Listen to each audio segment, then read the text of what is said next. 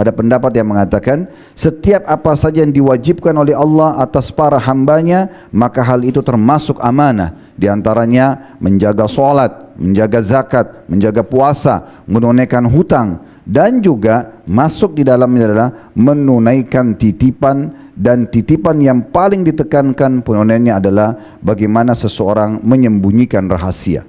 Dinukil dari tafsir beliau Al-Jami' li Ahkamil Quran di jilid 14 halaman 254 sampai 255.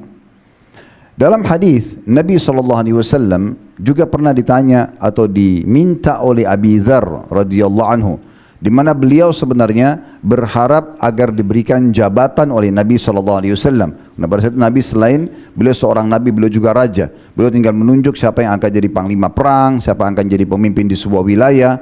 Maka satu waktu Abi Dzar berkata di dalam sebuah hadis yang sahih, dia mengatakan, ya Rasulullah, ala tasta'milni, wahai Rasulullah, tidakkah anda gunakan jasaku, tugaskan aku jadi pemimpin? Maka kata Nabi SAW, kata Abi Dzar, qala fadaraba biyadihi ala mankibi. Maka Nabi SAW pun menepukkan telapak tangannya ke pundakku. Qala, kemudian sambil bersabda, ya Aba Dzar, innaka dha'ifun. Wahai Abi Dzar, sesungguhnya kamu lemah. Artinya kamu tidak bisa kalau aku bebankan amanah seperti itu. Wa innaha amanah, dan itu adalah sebuah amanah. Maksudnya itu kewajiban yang harus dijaga dan akan diminta pertanggungjawaban di depan Allah Subhanahu wa taala, dan akan ada tuntutan dari hamba-hamba manusia yang kalau tidak diberikan hak-hak mereka. Wa innaha yaumal qiyamati khizyun wa nadama. Dan ketahuilah pada hari kiamat nanti siapapun yang dibebankan amanah ini kalau dia tidak bisa menjalankan dengan baik, maka secara otomatis akan menjadi penghinaan dan juga sesuatu yang mencelakakan bagi dia. Illa man akhadhaha bihaqqiha wa adda alladhi alaihi fiha. Kecuali orang yang memberikan haknya dan juga menjalankan sesuai dengan apa yang diperintahkan. Jadi kalau berhubungan dengan hak Allah Subhanahu wa taala yang merupakan kewajiban-kewajiban, dia salat dengan benar. Pada saat dia jadi imam, maka dia menjadi imam dengan benar, karena itu adalah sebuah amanah. Muadzin juga begitu. Para jemaah yang sedang sholat juga seperti itu. Bagaimana amanah dalam mengatur shaf dengan benar, dalam menjaga kehusyuan dalam sholat, menjaga tepatnya waktu, tepat gerakan, tepat bacaan. Dalam zakat, bagaimana mereka begitu detail menghitung hartanya dan tidak luput dari haul yang sudah ditentukan atau sudah tepat waktu yang dia harus bayar karena masa 1 tahun. Bulan Ramadan, mereka tidak berlale-lale dengan hilal. Begitu melihat, maka mereka langsung berpuasa. Sebagaimana Nabi SAW tekankan, sumu li ru'yati wa afsu li ru'yati. Puasalah dengan melihat bulannya dan buka puasalah dengan melihat bulannya. Artinya di akhir Sya'ban, begitu lihat bulan, walaupun cuma 1 orang, dalam pendapat sebagian besar ulama adalah cukup untuk membuat seseorang itu berpuasa. Begitu juga di akhir bulan pada saat mau tutup, apakah 30 atau 29 Ramadan, maka juga dengan melihat bulan misalnya. Haji juga demikian. Tidak boleh seorang muslim punya kemampuan lalu menundanya. Dalam hadis yang sahih disebutkan, kata Nabi SAW, Allah SWT berfirman, seorang hamba aku lapangkan rezekinya, aku sehatkan tubuhnya, lalu dia lewat 5 tahun dan dia tidak datang kepada aku, maksudnya menjalankan ibadah haji, la mahrumun, maka dia akan terharamkan dari rahmatku. Begitu juga dengan orang yang punya orang tua, bagaimana dia berbakti dengan orang tua tersebut sebagai amanah dari Allah Subhanahu wa taala. Seorang suami, bagaimana menjadi suami yang terbaik, istri menjadi istri yang terbaik, anak menjadi anak yang terbaik, dengan memahami ini adalah semua amanah dari Allah Subhanahu wa taala. Masuk dalamnya adalah jabatan yang diberikan, ya, titipan barang yang diberikan, semua itu masuk dalam istilah amanah. Jadi makna amanah jauh lebih luas daripada apa yang selama ini kita fahami. Begitu juga disebutkan di dalam hadis Abu Hurairah radhiyallahu anhu, di dalam hadis riwayat Bukhari, kata Nabi SAW hadis yang masyhur, ayatul munafiqi thalath, idza haddatha kadzab, wa idza wa'ada akhlaf, wa idza tumina khan. Sebaliknya kalau orang beriman disuruh pertahankan dan menjaga amanah, baik itu haknya Allah SWT atau hak makhluk, maka orang-orang munafik justru melalaikannya. Makanya Nabi SAW menyebutkan kepada kita semua orang beriman, hati-hati, tanda-tanda orang munafik ada 3. Kalau dia berbicara dia pasti berdusta, kalau dia memberi janji maka pasti dia pungkiri, dan kalau dia diberikan amanah maka pasti dia akan berkhianat. Dalam riwayat yang lain diriwayatkan oleh Tabarani dari hadis sahabat yang mulia Shaddad bin Aus radhiyallahu anhu, beliau menukil sabda Nabi SAW, awwalu ma tafkiduna min dinikumul amanah. Yang paling pertama hilang dari kalian nanti menjelang hari kiamat adalah amanah itu sendiri. Orang sudah tidak rasa peduli harus sholat, itu kewajiban dengarin azan biasa aja. Tadi zakat dia tidak peduli, misalnya dengan puasa Ramadan dia tidak peduli, dengan haji tidak peduli. Apa saja bakti dengan orang tua tidak peduli, merupakan hak dan kewajiban dia sebagai suami, sebagai istri, sebagai anak, sebagai atasan, sebagai bawahan, semua tidak dipedulikan. Begitu juga titipan orang-orang, uang, harta yang dititipkan pada dia, titipan kata-kata. Tolong saya akan cerita, tapi jangan ceritakan kepada orang lain. Amanah. Maka yang paling pertama hilang nanti menjelang hari kiamat adalah justru amanah itu hilang dari kalian. Mulai orang menganggapnya lalai atau menganggap remeh semua itu. Begitu juga dalam hadis Nabi SAW berhubungan dengan masalah tanda-tanda hari kiamat dan ada hubungannya dengan amanah. Dalam hadis Bukhari dari hadis Abu Hurairah radhiyallahu anhu, beliau mengatakan, "Anna rajulan sa'ala an-nabiy sallallahu alaihi wasallam 'anis sa'ah." Bahwasanya seseorang datang dan bertanya kepada Nabi SAW, kapan kiamat itu? Bagaimana kiamat itu akan terjadi? Maka Nabi SAW mengatakan, "Idza duyyi'atil amanatu fantadhiris sa'ah." Kalau amanah sudah dilalaikan, maka tunggulah kiamat akan terjadi. Qala, sahabat itu mengatakan, "Kaifa idha'atuha?" Bagaimana cirinya dilalaikan dan ditinggalkan amanah itu? Qala sallallahu alaihi wasallam, Nabi SAW bersabda, "Idza usnidal amru ila ghairi ahli fantadirus sa'a."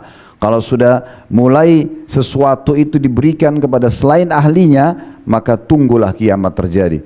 Mulai dari hal yang kecil, ya, tidak pantas jadi suami lalu jadi suami, tidak mau jalankan tugas dan amanahnya yang Allah SWT bebankan. Begitu juga dia istri, begitu juga dia anak, jadi orang tua, jadi imam masjid.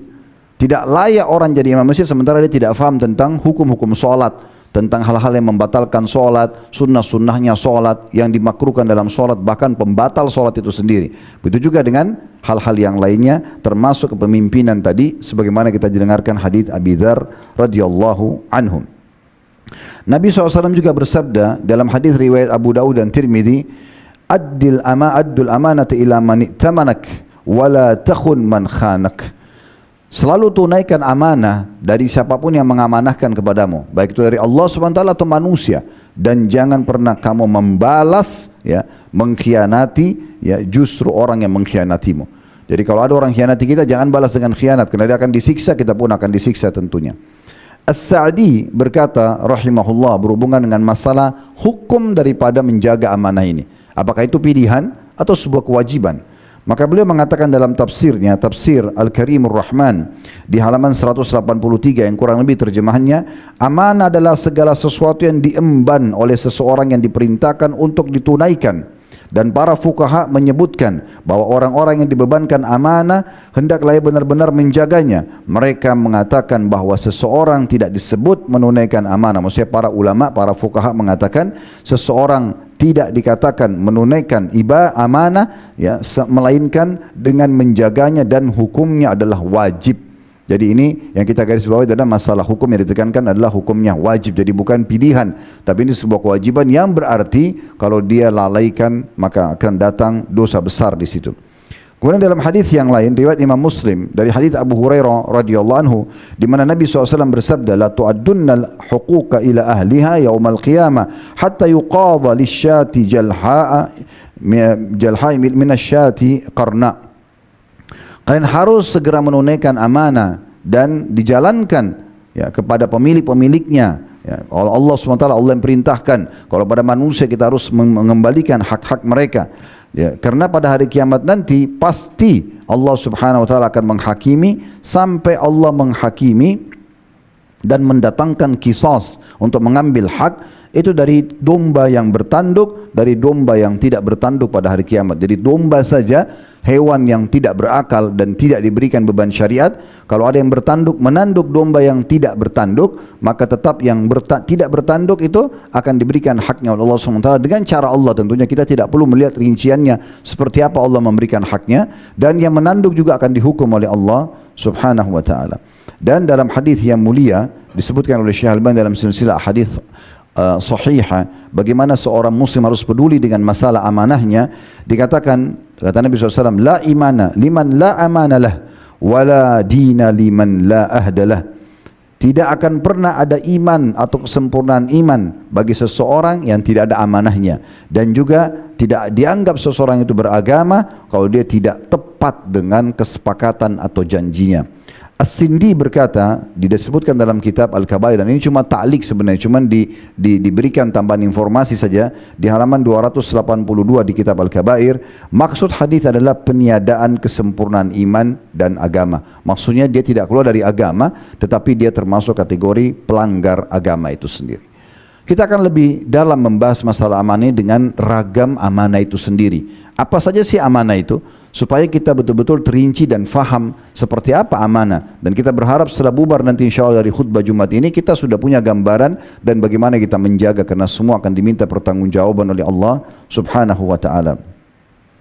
Yang pertama tentunya, ya, amanah dalam melaksanakan kewajiban dari Allah subhanahu wa ta'ala dan juga Rasulnya Muhammad sallallahu alaihi wasallam, serta meninggalkan dosa-dosa dan pelanggaran. Ini amanah yang paling besar yang harus diperhatikan. Bagaimana kita tidak mengkhianati Allah dan Rasul, artinya kita menjalankan semua apa yang Allah dan Rasulnya perintahkan, dan kita tidak mendahulukan godaan-godaan syaitan dari iblis dan pengikutnya dari jin dan juga syaitan-syaitan manusia, serta juga kita tidak melakukan kemaksiatan. Kalau seseorang melakukan kemaksiatan, itu sama saja orang itu mengkhianati amanah yang sedang Allah bebankan, karena dia wajib untuk tunduk dan patuh kepada Allah dan dilarang untuk melanggar. Berarti kalau dia melalaikan kewajibannya dan dia melakukan pelanggaran, berarti dia sedang mengkhianati amanah itu sendiri. Allah subhanahu wa ta'ala berfirman dalam masalah ini dalam surah Al-Anfal surah nomor 8 di ayat 27, ya ayyuhalladzina amanu la takhunullaha war rasula wa takhunu amanatikum wa antum ta'lamun. Hai orang beriman, jangan kalian mengkhianati Allah dan Rasulnya, dan jangan kalian khianati amanah kalian sementara kalian mengetahuinya. Ibnu Katsir rahimahullah berkata dalam makna atau tafsir ayat ini, yang kurang lebih terjemahannya, dan khianat di sini mencakup seluruh perbuatan dosa, baik yang kecil maupun besar. Jadi dianggap mengkhianati Allah dan Rasulnya, amanah Allah dan Rasul adalah orang berbuat dosa. Kalau kita faham ini dengan keimanan dalam hati kita, berarti sangat peka bagaimana kemaksiatan mungkin dengan mata kita melihat yang haram, telinga mendengar yang haram, tangan menjamah yang haram, kaki melangkah ke tempat yang haram, kemudian menyentuh yang haram. Ini semuanya berarti kita sedang mengkhianati amanah nomor satu.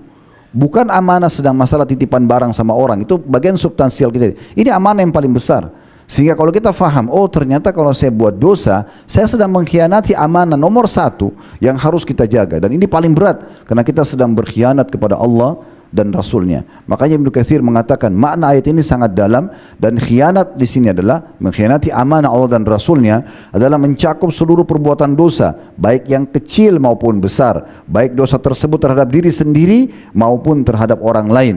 Dan ini ya makna yang sangat dalam dari tafsir yang beliau mungkin dari kitab tafsir beliau. Ibnu Abbas berkata radhiyallahu anhuma, makna daripada firman Allah SWT, wa takhunu amanatikum, dan kalian mengkhianati amanah kalian. Amanah adalah seluruh perbuatan yang telah Allah bebankan kepada hambanya agar ditunaikan, dan dikatakan jangan dikhianati, maksudnya jangan sampai digugurkan atau dilalaikan. Jadi nggak boleh orang sengaja menunda waktu sholat sementara dia punya kesempatan, tidak ada uzurnya. Berarti dia mengkhianati amanah di situ. Jadi sudah ada dosa menunda sholat, dosa juga mengkhianati amanah tersebut.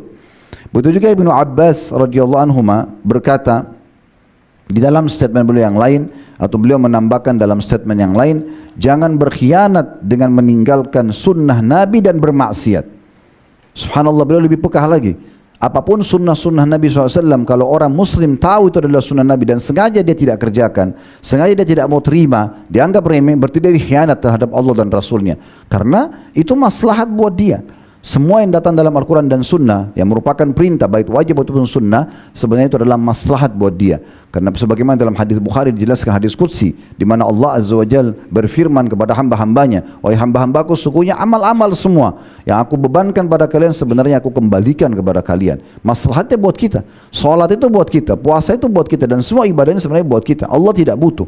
Andai saja kita dari lahir sudah bisa sholat, sudah bisa berzikir, bisa baca Quran, sampai dikasih umur 1000 tahun pun ke depan, kemudian kita terus beribadah, tidak akan menambah 1000 dari kerajaan Allah subhanahu wa ta'ala dan kemahakuasaan Allah. Dalam hadis Bukhari yang lain disebutkan hadis Qudsi, kata Allah subhanahu wa ta'ala, wahai hamba-hambaku, jin dan manusia, andai saja kalian semua berhati yang satu, semuanya hatinya seperti hati Nabi Muhammad SAW, orang yang paling bertakwa, penuh dengan iman, ya, maka tidak akan menambah sedikit pun dari kerajaanku.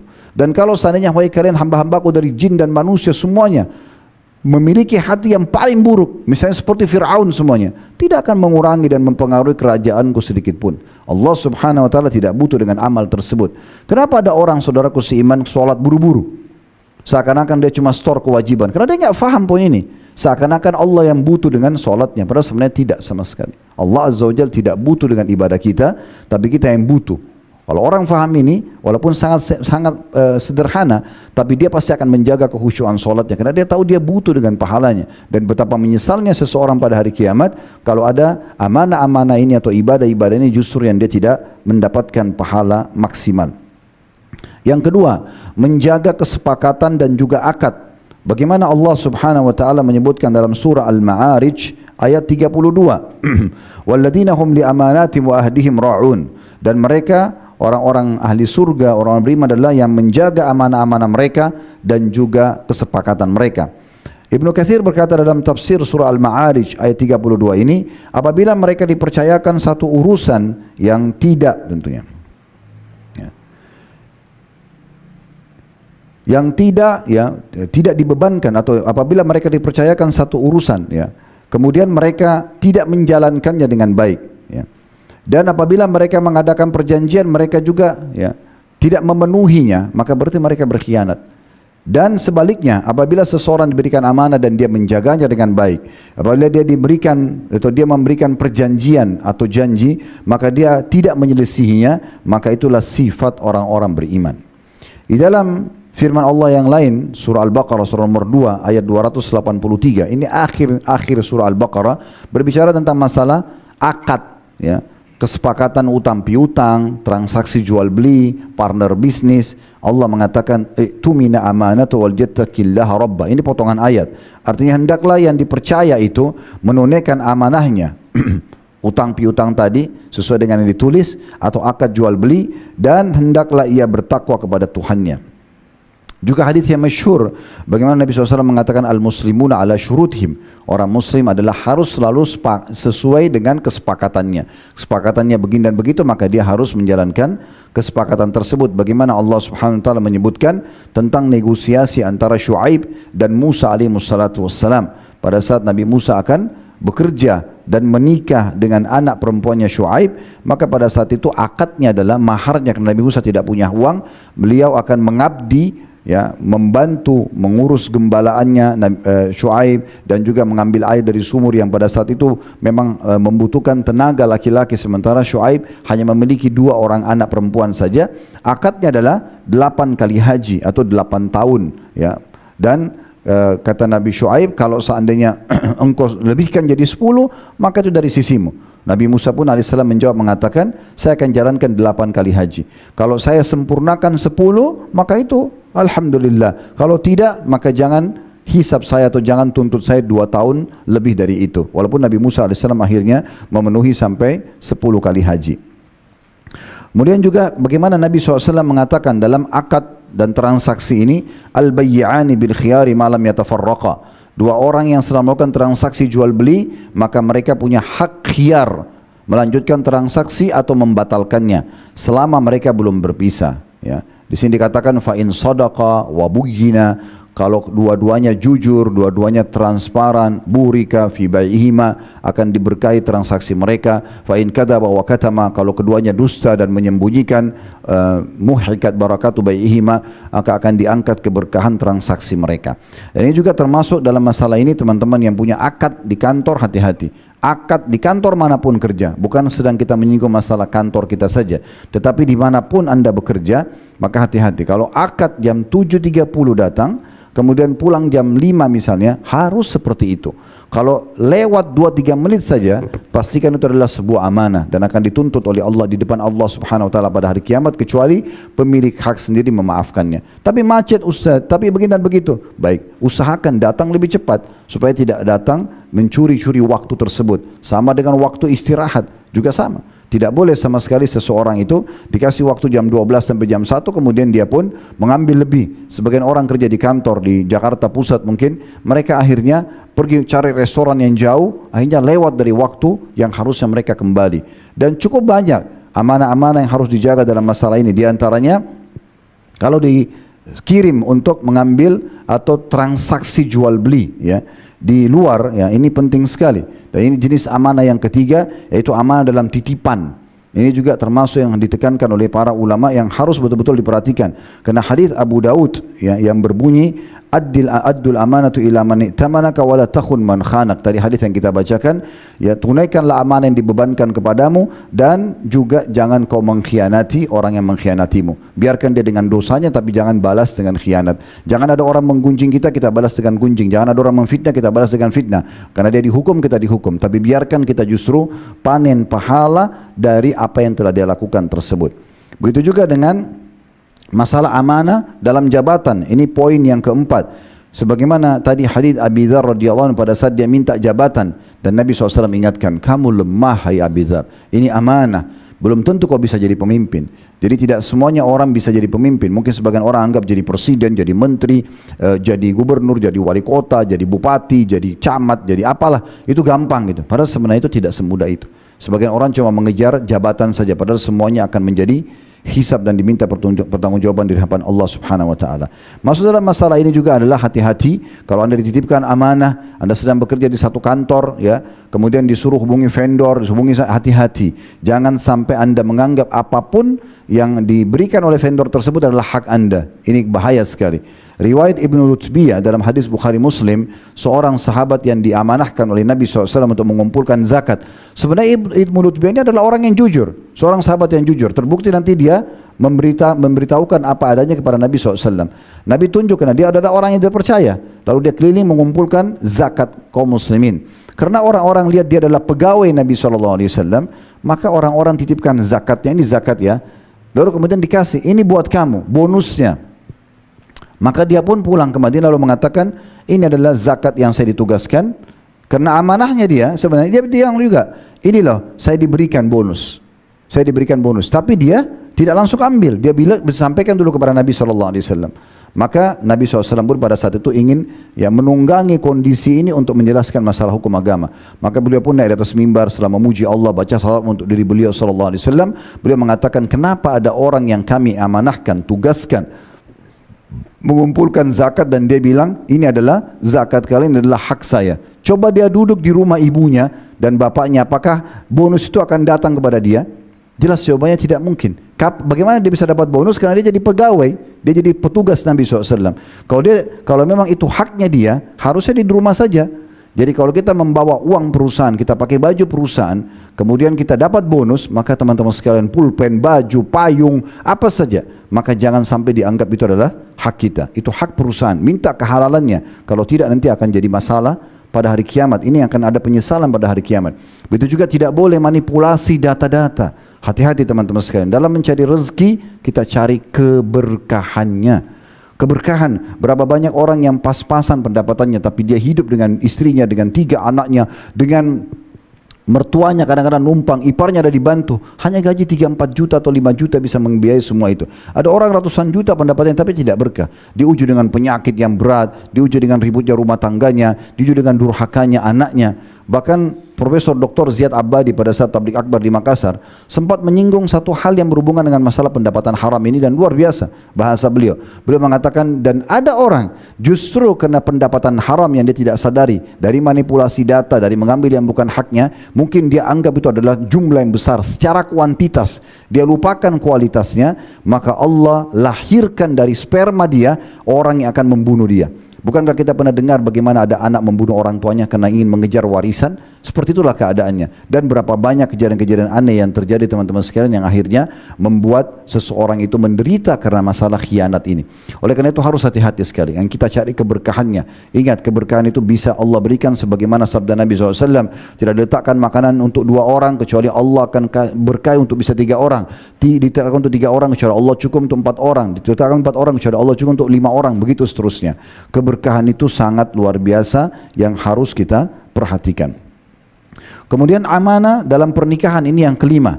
Sebagaimana yang penting sekali untuk digarisbawahi berhubungan dengan masalah hubungan biologis ini, hati-hati sekali. Hadis riwayat Imam Muslim, kata Nabi SAW, inna syarran nasi manzilatan indallahi yaumal qiyamah, sesungguhnya orang yang paling buruk kedudukannya di sisi Allah pada hari kiamat, paling berat siksanya, paling dibenci oleh Allah Subhanahu wa taala adalah ar-rajulu yufdi ila imrati wa tufdi ilayhi thumma yanshuru sirraha. Seorang laki-laki yang sudah terbuka dengan istrinya. Di sini bahasa kiasan interaksi biologis. Dia sudah lihat badannya, dia sudah nikmati biologis dengannya. Begitu juga dengan istrinya. Ya, dalam hadis ini disebutkan dan istri itu juga sama. Lalu kemudian dia menyebarkan rahasia tersebut. Dia menceritakan tentang lengkak-lengkuk tubuh istrinya, warna kulitnya, bentuk rambutnya, nikmatnya biologisnya. Semua ini haram dalam agama. Tidak boleh sama sekali diceritakan. Dalam riwayat yang lain, Nabi SAW selepas sholat subuh mengatakan, mungkin seseorang di antara kalian menceritakan interaksi biologisnya. Maka Asma binti Yazid radhiyallahu anha mengatakan, benar ya Rasulullah, sungguh laki-laki dan perempuan di Madinah melakukan itu. Apa kata Nabi SAW? Jangan pernah kalian lakukan itu. Karena perumpamaan itu adalah seperti syaitan laki-laki ketemu dengan syaitan perempuan di jalan, kemudian mereka melakukan biologis dan semua orang melihatnya. Dan secara sosial, secara kehidupan juga itu akan sangat berpengaruh dalam merusak dan mempertahankan rumah tangga. Kalau seorang laki-laki cerita tentang kehebatan dan kelebihan istrinya misalnya, sampai kadang-kadang dia cerita secara detail bagaimana kecantikan dan keindahan istrinya dan bagaimana hebatnya dalam masalah biologis, akhirnya dia cerita di depan 5 orang temannya, 5 orang temannya ini tidak begitu istri mereka. Apa yang terjadi? Terbukalah bisikan syaitan agar kelima orang ini atau salah satunya akan mengganggu istri dia. Berapa banyak rumah tangga rusak justru tidak disadari karena lisan si suami itu sendiri. Kalau Allah berikan ada seorang istri yang memuaskan, puji kepada Allah SWT, puji Allah, Alhamdulillah, dan nikmati saja. Itu yang dianjurkan dalam agama tentunya. Begitu juga seorang perempuan, kalau dia ceritakan tentang dahsyatnya dan hebatnya suami dalam biologis, bahkan diceritakan tentang bentuk tubuhnya dan segala macam kepada perempuan-perempuan temannya misalnya. Ada 5 orang perempuan diceritakan, sementara suami mereka tidak begitu. Apa yang terjadi? Maka mereka akan berpikir untuk menggoda suami orang ini. Jadi efeknya sangat luar biasa. Dan Allah memerintahkan kita untuk menjadikan pasangan sebagai pakaian kita.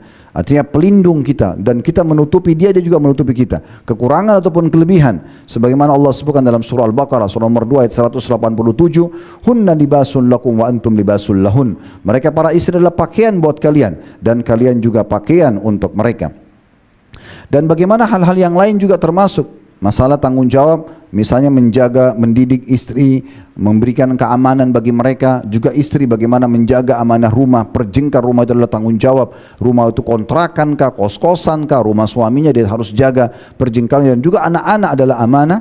Dan Nabi SAW menggabungkan semua dalam hadis yang masyhur, kullukum ra'in wa kullukum mas'ulun an ra'iyati. Kalian semua pemimpin, akan minta pertanggungjawaban atas pemimpinan kalian. Fal amirul ladzi 'alan nasi ra'in wa huwa mas'ulun anhum. Seorang pemimpin di satu wilayah, dia adalah pemimpin di atas terhadap mereka dan akan diminta pertanggungjawaban nanti di hadapan Allah SWT. Wa rajulu ra'in ala ahli baiti wa huwa mas'ulun anhum. Dan seorang suami juga dia pemimpin untuk istrinya dan akan diminta pertanggungjawaban, istri anaknya akan diminta pertanggungjawaban di hadapan Allah nanti pada hari kiamat. Wal maratu ra'iyatun ala baiti ba'diha wa waladihi wa hiya mas'ulatun anhum. Dan seorang istri pun, seorang perempuan bertanggung jawab dan pemimpin terhadap rumah, ya, harta suaminya dan juga anak-anak suaminya dan akan diminta pertanggungjawaban.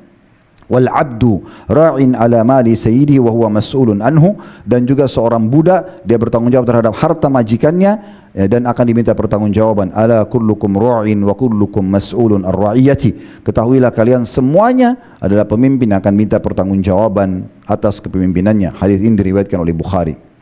Dari sini harus betul-betul kita perhatikan semua sisinya, termasuk masalah pendidikan anak itu sendiri. Kemudian selanjutnya kita akan tutup dengan poin yang ke-6, ke-7 dan ke-8. Semua ini teman-teman sekalian, 3 poin ini, ada poin sampai 9 ya. 3 poin ini, 7, 6, 7 dan 8 itu satu dalil. Walaupun bahasanya sebenarnya berbeda, yaitu amanah dalam harta, kemudian amanah dalam ilmu, dan amanah dari waktu dan umur. Bagaimana kita harta itu betul-betul harus jeli sekali.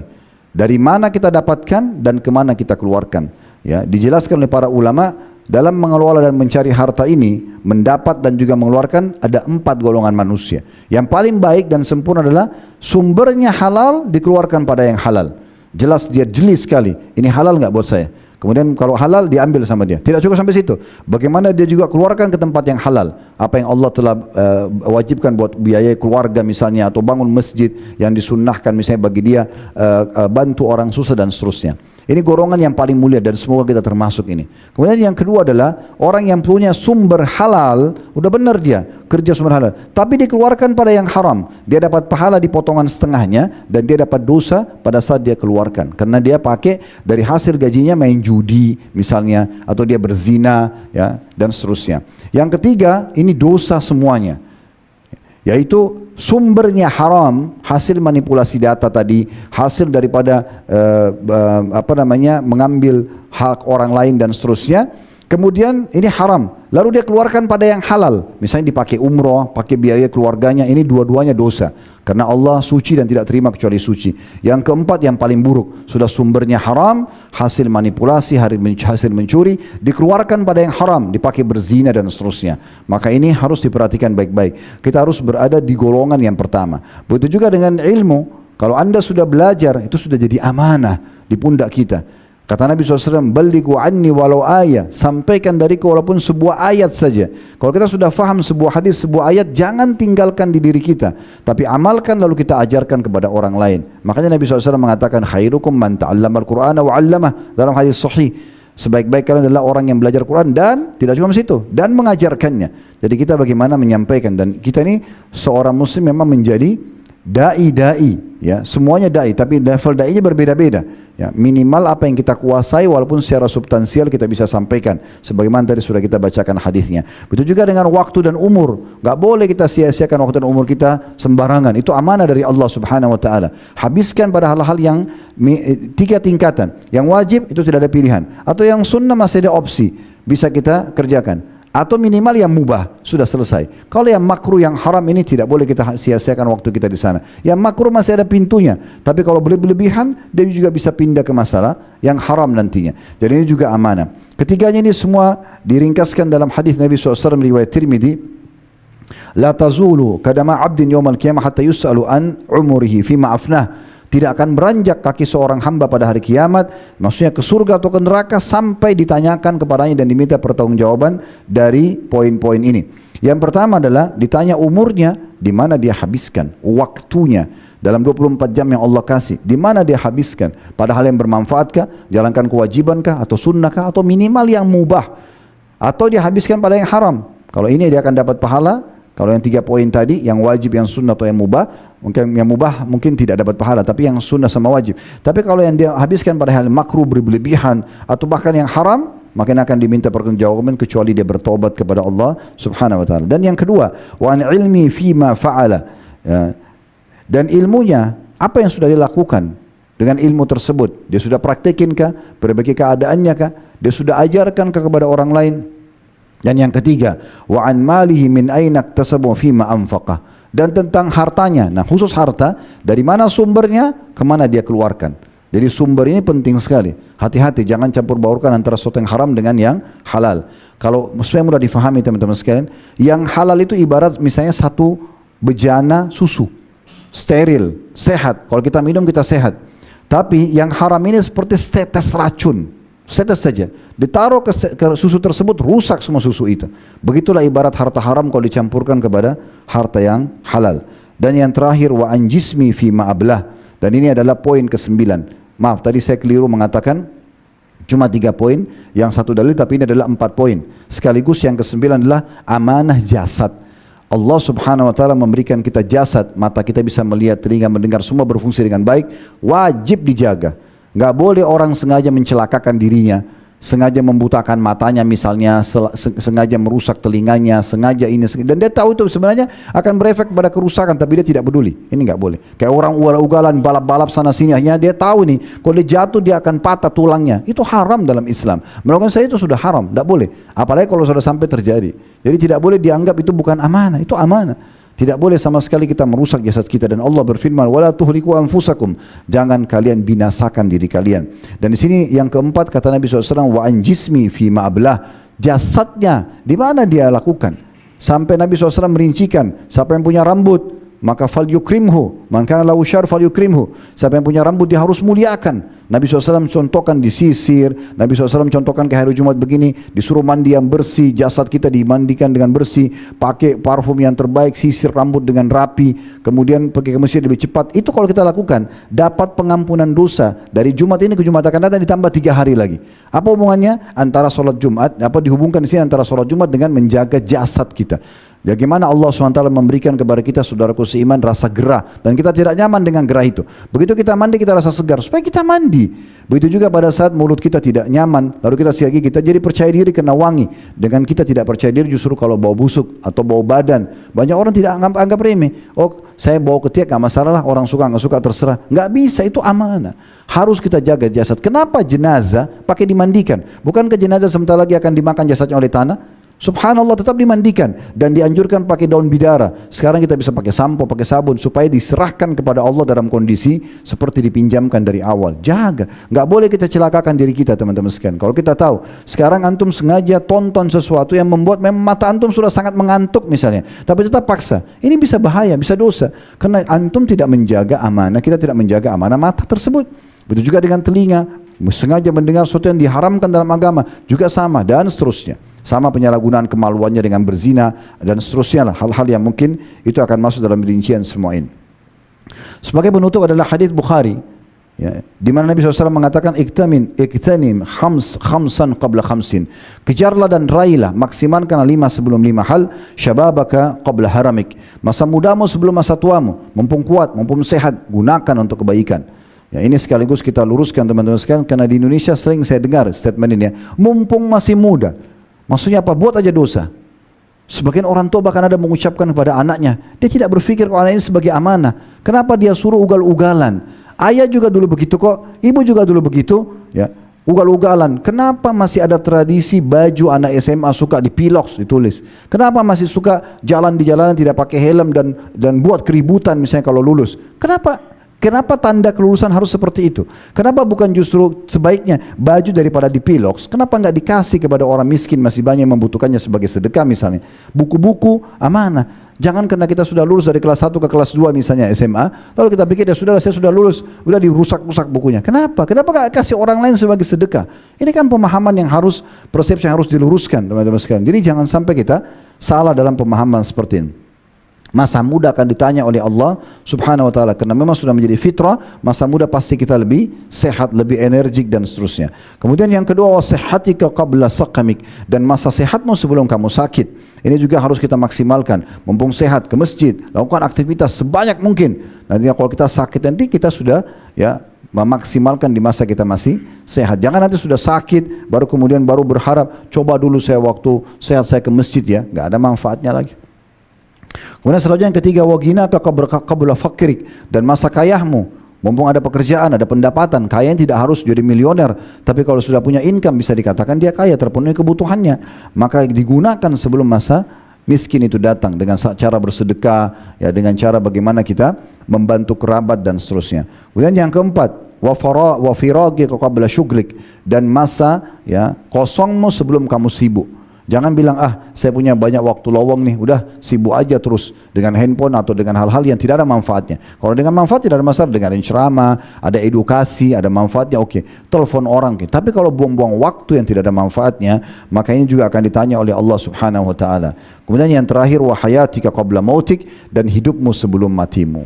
Aku qauli hadza, saya sudah mengucapkan perkataan ini, wa astaghfirullah li wa lakum, dan saya beristighfar kepada Allah, ajak jamaah istighfar kepada Allah, fastaghfiruhu innahu wal ghafurur rahim. Istighfarlah kepadanya, sesungguhnya dia Maha Pengampun juga Maha Penyayang.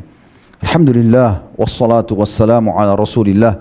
Segala puji dan puja kehadirat Allah Subhanahu wa taala, juga salawat dan taslim kepada Nabi besar Muhammad sallallahu alaihi wa ala alihi wa sahbihi wasallam.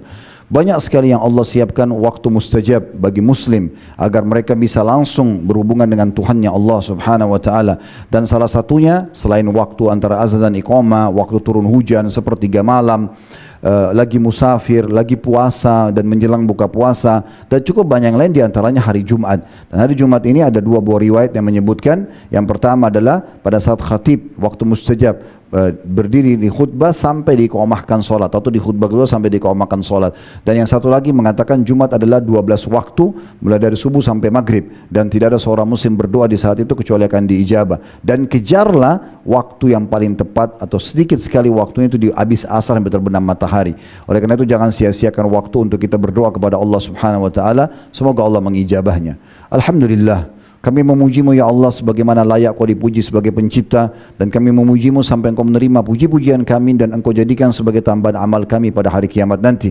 Engkau jadikan penyebab jadi tingginya derajat kami di surga nanti, dan juga menjadi pembersih dari dosa-dosa kami, dan juga menutupi semua kekurangan-kekurangan kami. Kami memuji-Mu sebagaimana puji-pujian para malaikat-malaikat-Mu yang mulia, para nabi-nabi dan utusan-Mu yang mulia, serta orang-orang saleh dan wali-wali-Mu yang telah Engkau pilih, agar kami bisa mencapai derajat-derajat yang terbaik dengan puji-pujian ini. Dan juga kami mengucapkan salam hormat kami kepada utusan-Mu Nabi besar Muhammad sallallahu alaihi wa alihi wasallam, sebagaimana Engkau telah perintahkan kami untuk mengucapkan salam hormat tersebut. Ya Allah, kami tidak berkumpul di masjid ini kecuali untuk menjalankan salah dari kewajiban yang Kau bebankan kepada kami, yaitu salat Jumat. Terimalah ibadah ini dengan pahala yang sempurna ya Allah, dan terimalah seluruh amal-amal saleh yang pernah kami kerjakan, sunnah ataupun wajib. Kami ikhlas atau kami kurang ikhlas, mungkin ada kekurangan dalam pelaksanaan ibadah-ibadah tersebut, kami berharap Engkau berikan kami pahala yang sempurna, ataupun ibadah yang sedang kami kerjakan atau yang akan kami kerjakan sampai menjelang ajal datang nanti. Dan ya Allah, jangan tinggalkan satupun dari dosa-dosa kami di waktu ini dan dosa-dosa yang masa lalu serta yang akan datang, kecuali Engkau telah memaafkannya.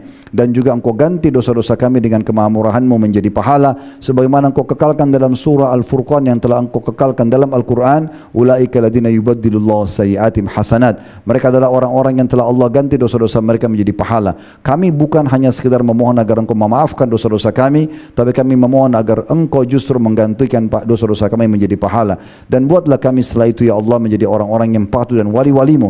Ya Allah, ampunilah seluruh muslimin dan muslimat, mukminin dan mukminat yang hidup dan juga yang sudah meninggal. Ya Allah, tolonglah saudara-saudara kami di Palestina yang sedang tertindas. Berikanlah kepada mereka kemerdekaan sebagaimana Engkau telah berikan kepada kami.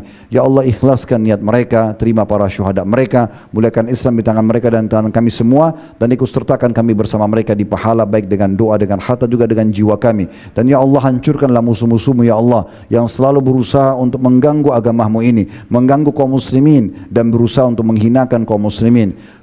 Cerai-beraikan semua baris mereka, serta juga cerai-beraikan semua ide dan juga pendapat-pendapat mereka, dan jadikan mereka pelajaran bagi orang-orang yang lain. Ya Allah, berikanlah petunjuk para pemimpin kami untuk menjalankan tugas dan amanah dengan baik.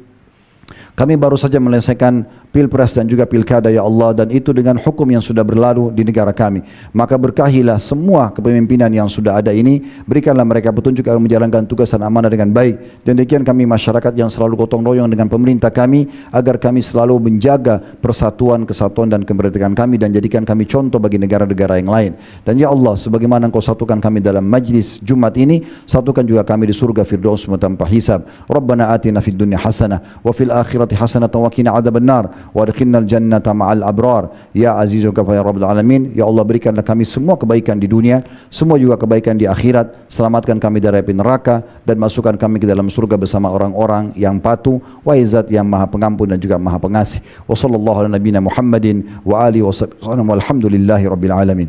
Inna Allah ya'murukum an tu'addu inna Allah ya'muru bil adli wal ihsan wa ita'i dzil qurba wa yanha 'anil fahsya'i wal munkari wal baghi. Allah suruh kita agar selalu melakukan perbuatan-perbuatan baik, ketaatan-ketaatan, dan juga melanjutkan hubungan yang baik dengan sanak kerabat dan membantu mereka, dan melarang perbuatan keji, pembangkangan dan juga dosa-dosa. Jadikan sebagai pegangan hidup kalian atau prinsip kalian. Fadhkurullahal azim yadhkurkum, ingatlah Allah dan patuhlah selalu kepadanya, maka Allah akan ingat kepada kalian. Washkuru ala ni'mati yazidkum, syukuri nikmatnya dia pasti akan tambah. Wala dzikrullahi akbar, mengingat Allah adalah amal yang paling besar. Wa aqimis shalah, dan dirikanlah salat.